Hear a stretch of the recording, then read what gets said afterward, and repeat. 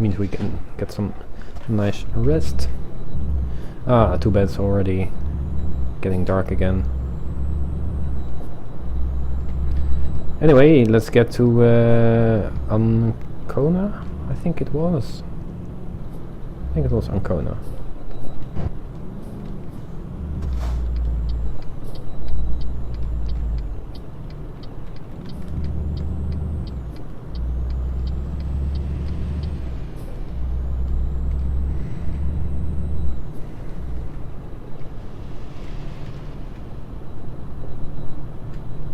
Look at the harbor.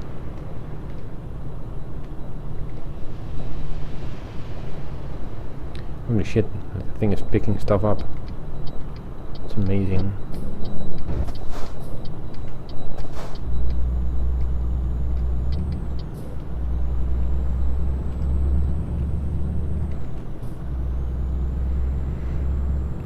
I think those things are pretty freaking amazing.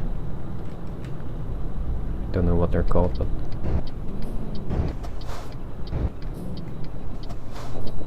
Jesus, mouse, quit it.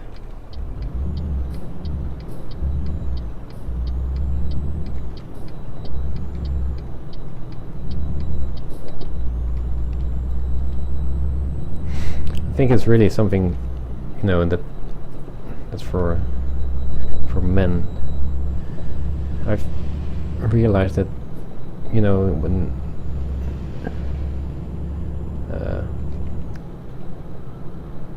why men are fascinated by, you know, huge machines.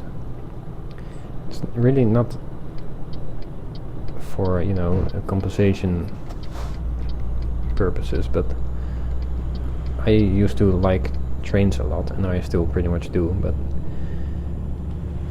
it's just, you know, that the moment you think about the technique that's in those machines, that's just really something that amazes me. I mean, that's why I can look at, you know, big trucks or tractors or you know, like those machines you just saw in that harbor. I think that's all just amazing, you know, just to see it work and function and how big it is and how precise they can work. I think that's really why that fascinates me.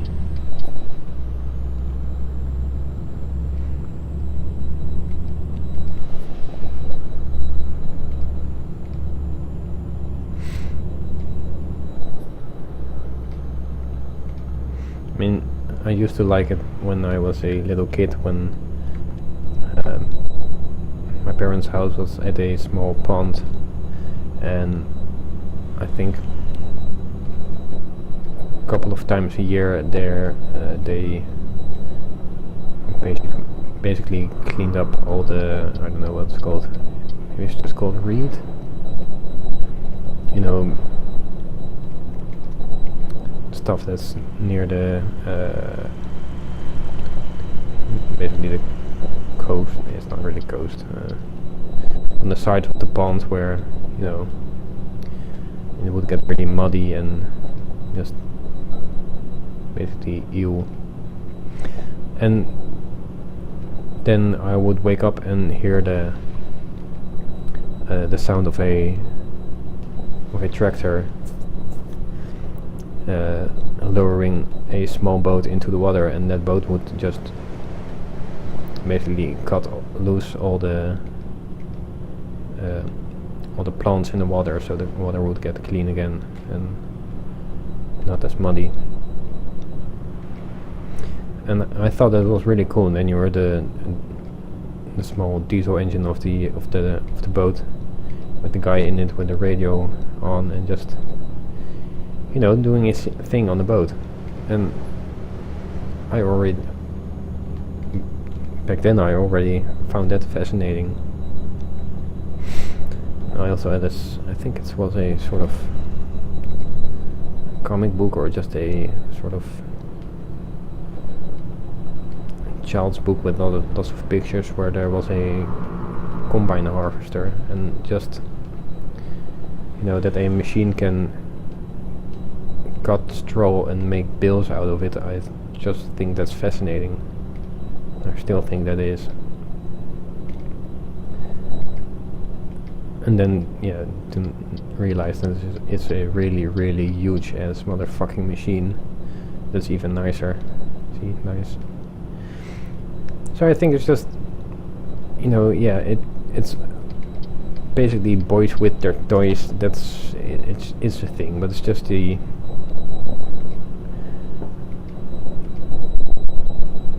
fact that you know that there's so much technique and precision involved in those machines. That's just, you know, sort of, how do you say that? Tremendous sympathy for technique, I guess.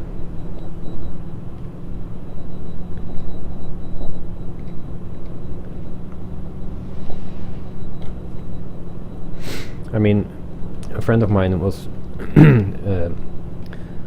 swapping his engine for his Porsche 924, and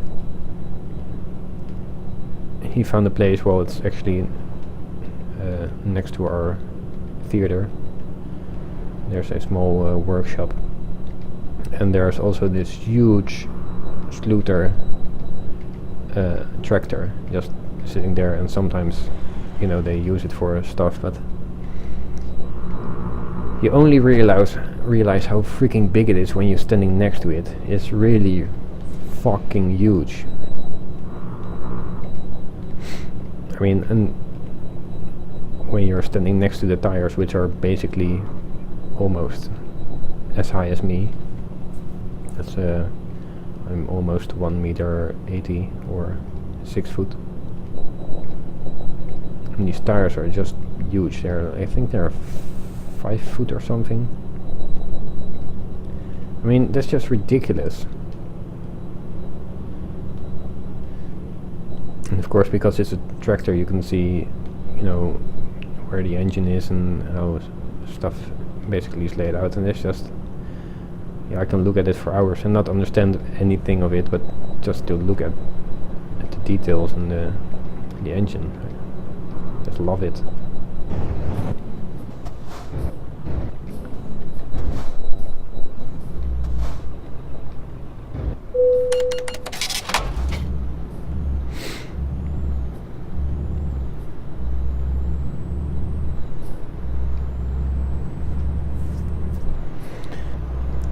And I think it would also be awesome if I would ever be able to drive a real truck. You know, not to get my license for it, well, that would be cool too, but, you know, just to be in a safe area where I can just feel how a truck drives and what you can and cannot see.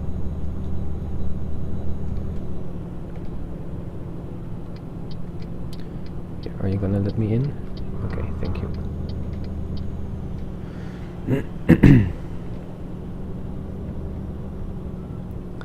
So yeah, that are all things that I, you know, when you think of it, you're just a kid who likes to play with toys, only the toys get bigger.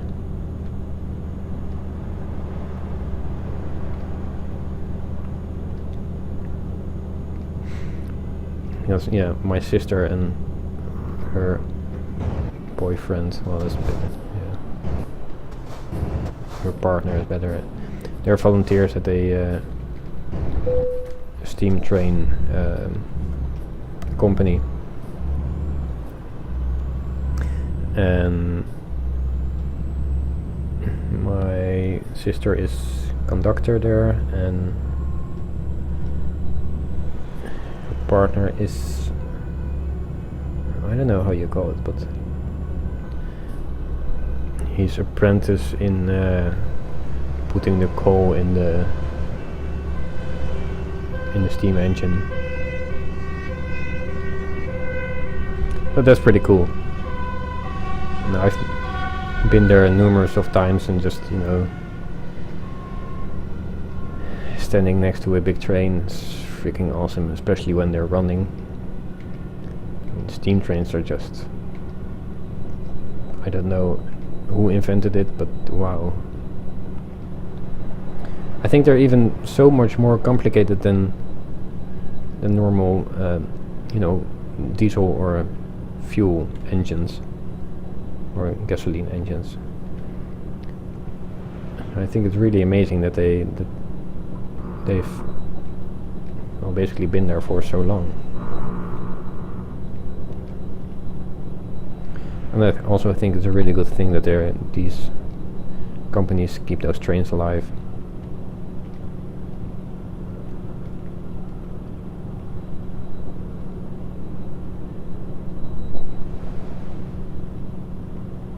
Now, I've been in the cabin of a steam engine once, steam train.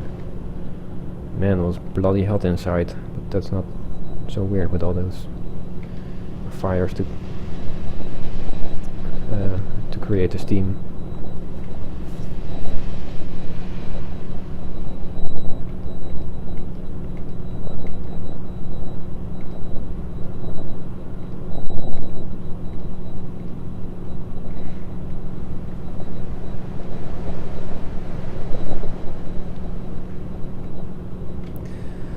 So yeah, that's a bit about my fascination with technique and machines and engines and stuff.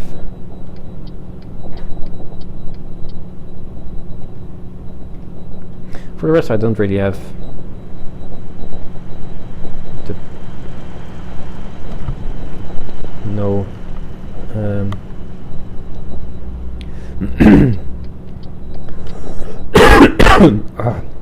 sorry.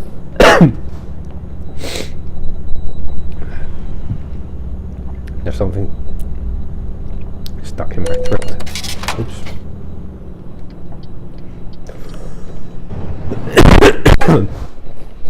Oh, that's better.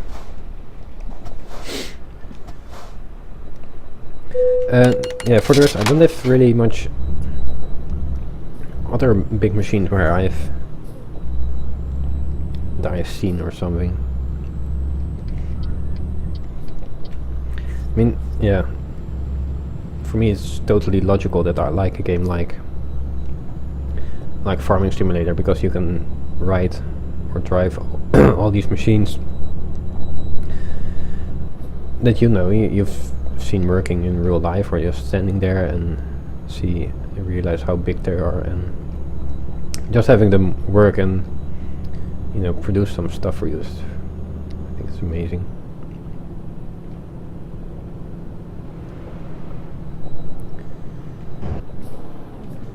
Speed camera there.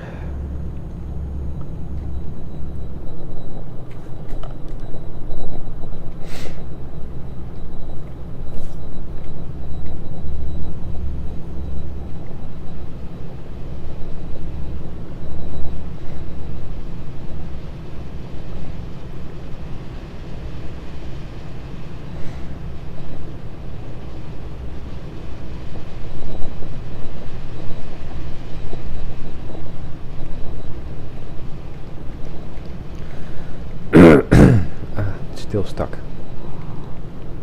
Well, it's getting better.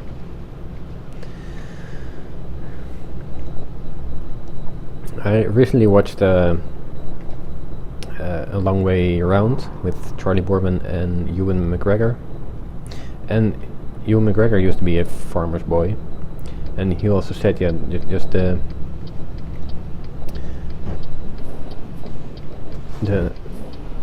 you see immediately when you're on the field doing stuff, harvesting and stuff, that you've done something, and just to drive a machine and see that happen is just really how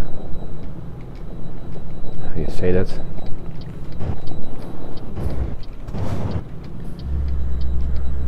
Fulfilling, I think that's, yeah.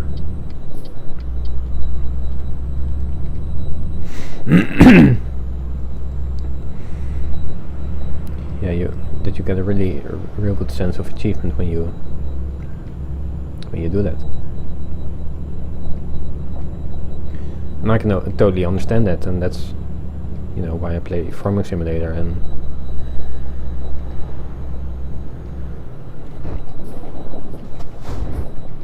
why, yeah, you know, I can finally do that.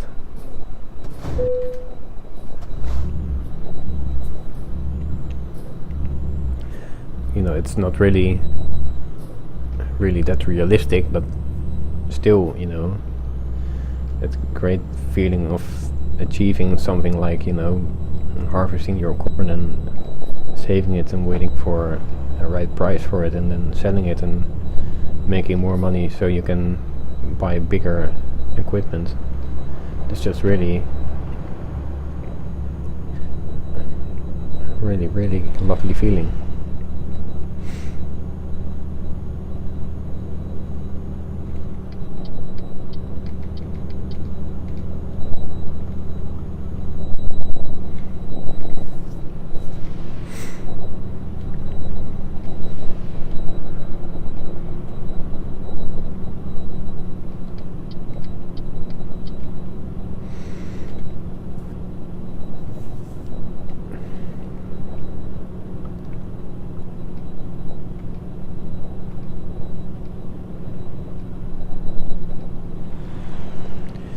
Lombardia.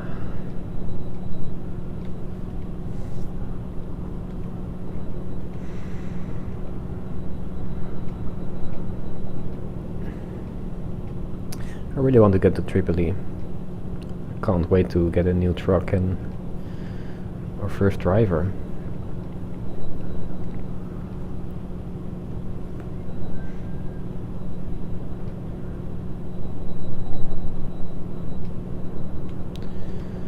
Milano and Verona, that's where we're sort of going. Really haven't got a clue how far we need to go to. We're in Ancona.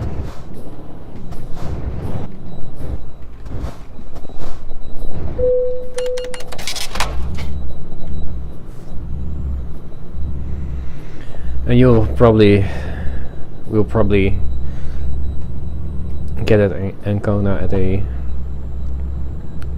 decent time, and probably after that boat trip we're probably gonna be in the dark again, I'm afraid. Well, there's nothing we can do about that.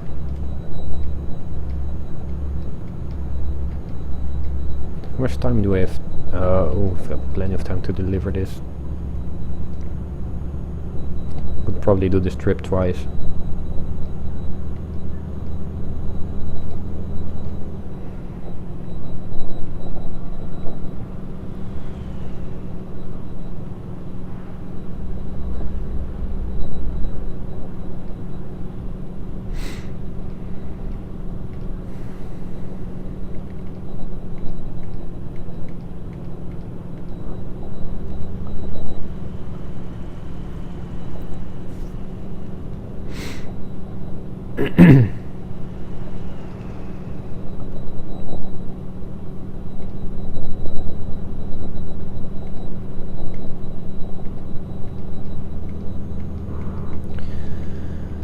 Damn, I cannot wait till I have a motorcycle. Then I probably feel that I think we're going too fast. Then my life is, you know, complete for now. Then I've got basically everything. I've got a roof under my head, got a girlfriend, a cat, a car, and then a motorcycle. And hopefully I can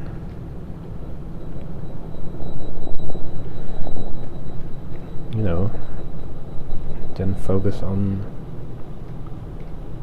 driving, having fun, freedom, making more YouTube videos, basically having a great life and having a great job. Oh yeah, I've got a job too, that's right.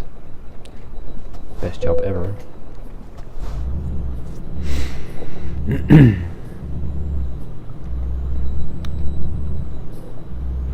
So yeah, when I've reached that milestone, then yeah, I really may not complain about anything.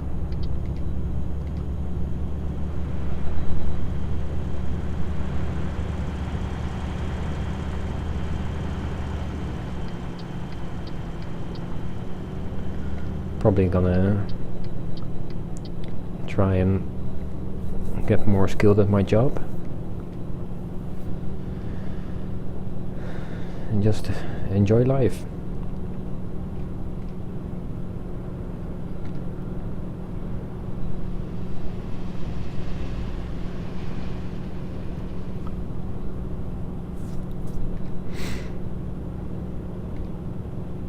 I mean, I'm enjoying life already, but you know,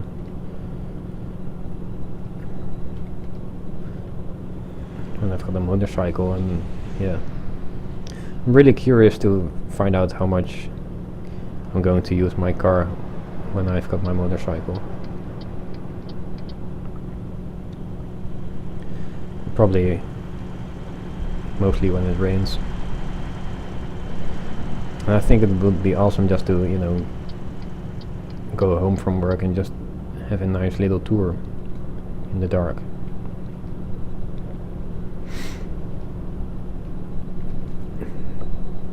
Because, yeah, I live like 10 minutes riding from my house to work.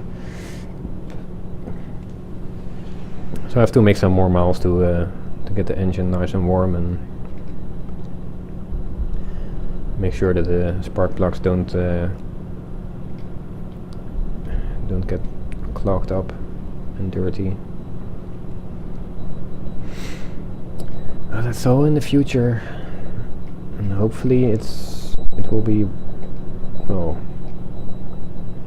within 2 months from now. That's actually pretty good, because that gives me some time to save some money to buy a bike. So hopefully when I get my license, I'll have some money on the side to buy a nice first bike.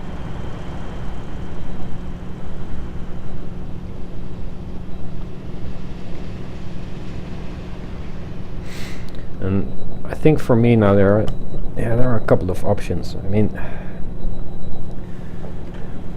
my favorite thing to buy right now would be a Triumph Trident or a Triumph Sprint. Not the Sprint ST, but the normal old Sprint. Or a Yamaha XJ600 or 900. I'm talking about bikes that are made in the mid-90s. Or if it's possible and I can find a nice one, just an old Honda, well, not a Honda, but anything from I don't know, from before 1983 or 84, and yeah, that looks like a old CB 500. You know, it's not really a cafe racer, but just, you know, that style, just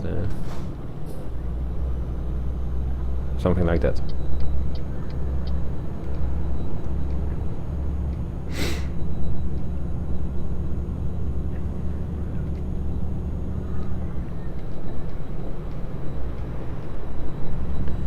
I mean, of course, I'd like a Triumph Bonneville, but that's not gonna happen. But yeah, I know at my work I sometimes drive on one of those BSA M20, and I think they're lovely. But yeah, they're pretty much out of my budget. But you know, if the bike looks something like that, it's okay. But on the other hand, for a nice starter bike, maybe something like a Sprint Trident or XJ900 would be better for me. I mean, I don't want the Super Sport, so that's really out of the question.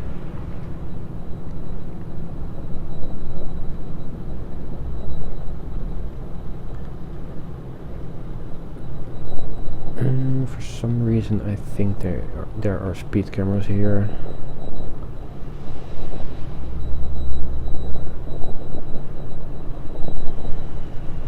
just drive 80. Ancona! There it is. Hey, here's the speed camera. Dolce.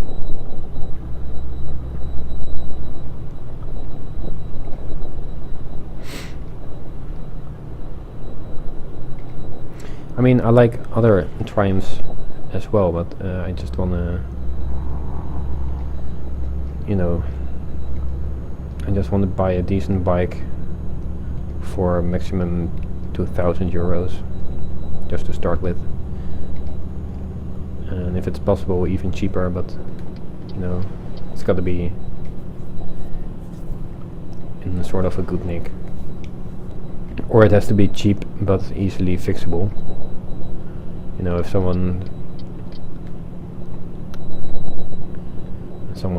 who isn't really technical is gonna sell his bike because he doesn't know what to do with it, I'll buy it for a couple of for a couple of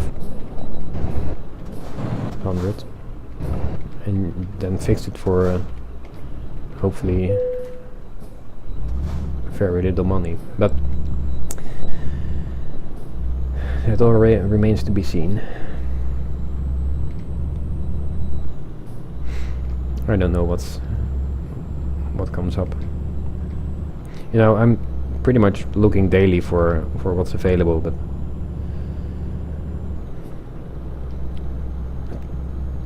I'm thinking just to go to a dealer where they have second-hand Triumphs and try one of those.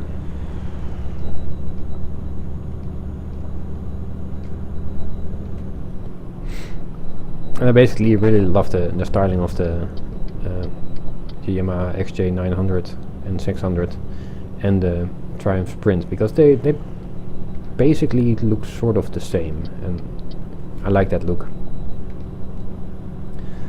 But yeah, on the other hand, I think the Trident looks even better.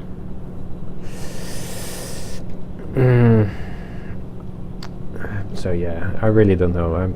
Maybe I'll just fall in love with one and, you know, have a test drive on it and think it's awesome and just buy it.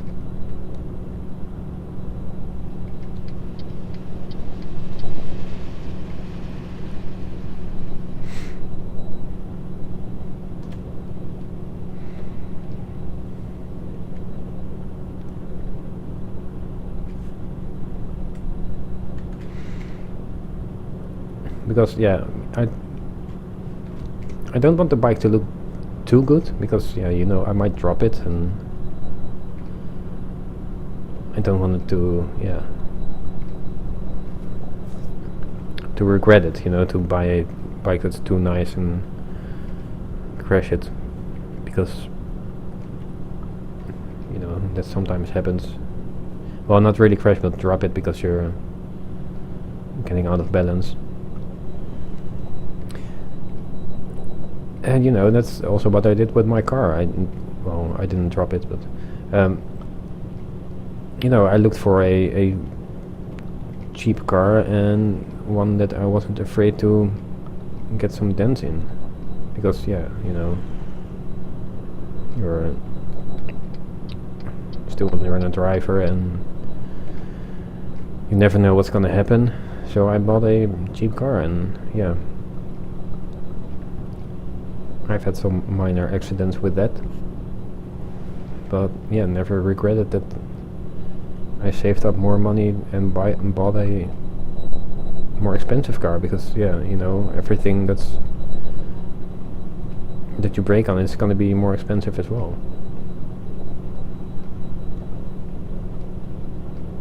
So that's also what I want with my bike, because yeah, you know, I want to have it, well, it should, or it's gonna stand outside all the time, so I don't want too much chrome on it. So it has to be, you know, a bit rust proof, and of course I'm gonna put a cover on it so it won't rust that quick. And yeah, it has to be basically theft proof, so it, yeah, I'm not gonna buy a super sport bike because they get nicked pretty quick, and yeah, it shouldn't look too good because who wants to nick a ugly bike? You know, it's just something with the usual, you know, bits and scratches. I don't mind that, as long as the engine is working properly and the electronics are good. So hopefully I'll run into something like my colleague did. He bought himself a very nice Bandit.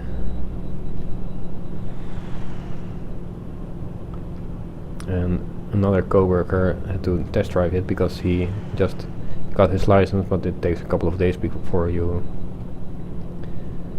get your license back with the right permissions on it. So my coworker did a test drive and came back and said, well, there's really nothing I could find that's wrong with this bike, so there you go. And he was like, okay, I just bought myself a Suzuki Bandit, here's your money. So hopefully something like that will happen to me as well.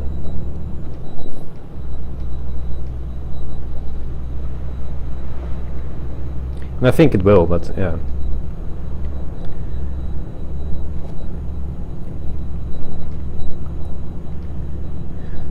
It means I'm gonna have to save some money, and I'm really not the best at saving money actually.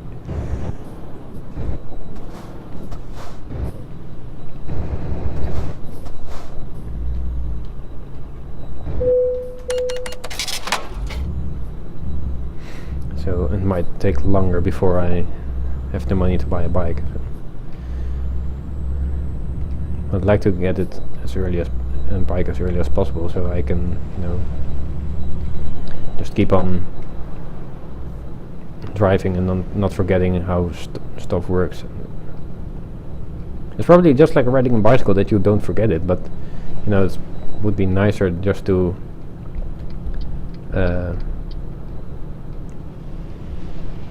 get your license and get on a bike, basically.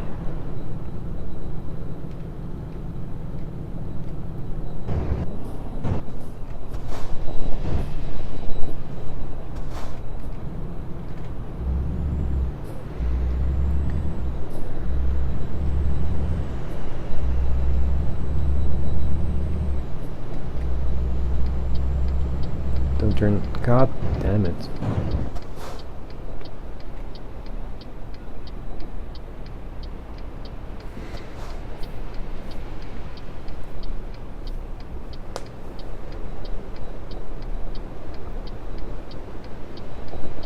One, 2, 3. Green. Close enough.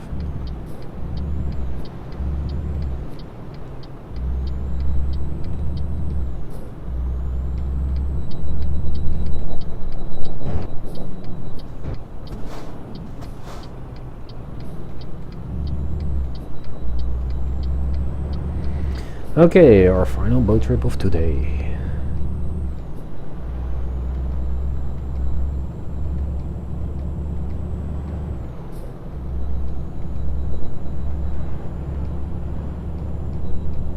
I think I'm not allowed to go that fast here. Well, screw it.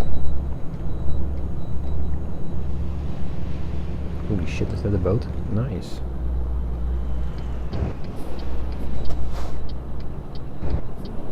Ooh, that's also very nice.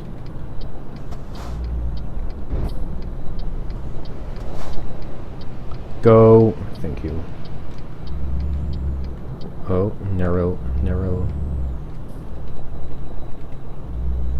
Jeez, you don't want an oversized load on there.